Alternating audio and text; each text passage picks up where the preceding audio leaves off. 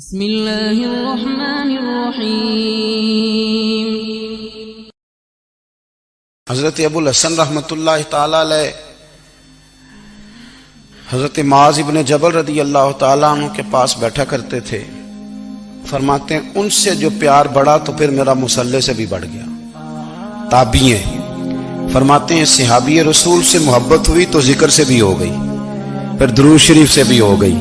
محبت ان سے بڑھی تو پھر اللہ نے مسجد کا پیار بھی بڑھا دیا۔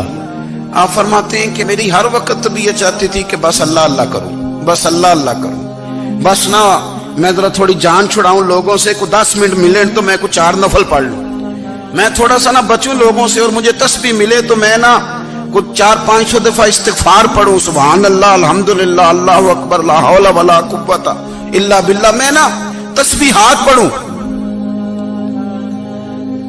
فرماتے ہیں کہ بچے تھے گھر میں 6-7، غربت تھی، کام ملتا کوئی نہیں تھا، اور میں کام چور نہیں تھا، کام ڈھونڈتا تھا، پر اللہ کی قدرت کے کام نہیں ملتا تھا۔ فرماتے ہیں کہ میں نے ایک دن اپنی اہلیہ سے کہا کہ آج میں پھر جاتا ہوں کام ڈھونڈنے، تو میری بیوی بڑی فرما بردار تھی، پر اس دن نہ غربت کے ہاتھوں تنگ آ کے کہنے لگی آج نانا کوئی تو چیز لے کے آیا، تو مجھ سے بچوں کی بھوک نہیں دیکھی جاتی، یہ سب روگاں دا روگ محمد جس دا نام غریبی، کنڈ بلا کے لنگ جاندے نہیں دوست یار قریبی، آج نہ کچھ لے کے آیا تو میں بچے لے کے میکے چلی جاؤں گی۔ شیخ فرماتے ہیں کہ میں بڑا پریشان گھر سے نکلا، پر میں نے صبح سے لے کے زور تک کام ڈھونڈا، کام ملا کوئی نہیں، تو میرے دل میں خیال آیا چلو کام نہیں ملتا تو اللہ اللہ تو کرے نا، چلو بندوں کی مزدوری نہیں ملتی تو رب کریم کی عبادت ہی کرتے ہیں۔ فرماتے ہیں کہ میں نے نا فرات کے پانی سے وضو کیا، نہر کے، شدید دھوپ تھی، ساتھ ریت تھی اور ریت تپ رہی تھی، میں نے اپنا رومال وہیں مصلی کے طور پر بچھا لیا، اور فرماتے ہیں کہ زور سے لے کر عصر تک نماز پڑھی، دھوپ بھی پورے زور پہ، پر میرے سجدے کا ذوق بھی پورے زور پہ۔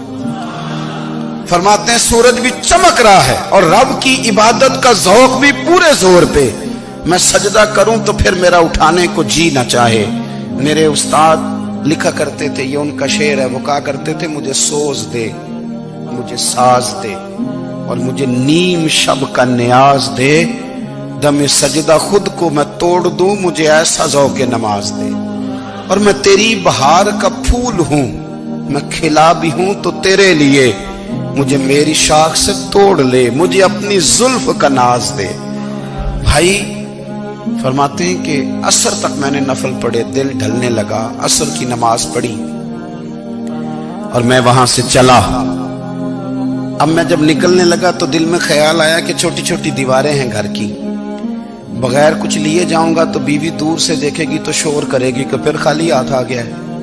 کہتے میں نے اپنی اسی رومال میں جس میں میں نے نماز پڑھی تھی نا، رومال میں کی آخی دے پنجابی جسافہ، کہتے ہیں اسی میں نا میں نے کچھ ریت بھر لی کہ وہ دور سے دیکھے گی تو سمجھے گی کچھ لے کے آیا ہے، چلو جا کے اسے بتا دوں گا کہ آج پھر مزدوری نہیں ملی۔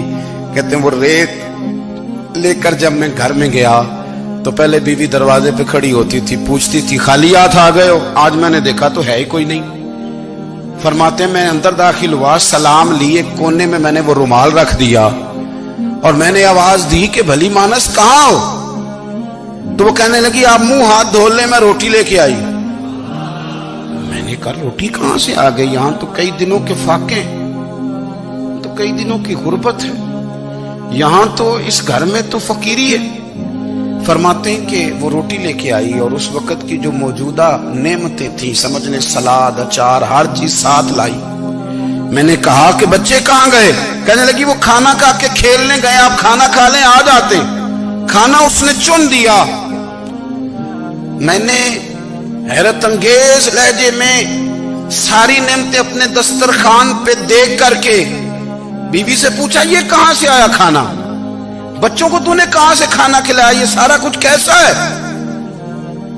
کہنے لگی پتہ نہیں آج آپ کس کریم کی مزدوری کرنے چلے گئے تھے، پتہ نہیں کس کریم کی، میرے گھر میں تو اتنی نعمتیں آئی ہیں کہ مجھ سے سنبھالی نہیں جا رہی، اتنا اناج ہے، اتنا گندم ہے، کس کریم کے دروازے آج چلے گئے تھے؟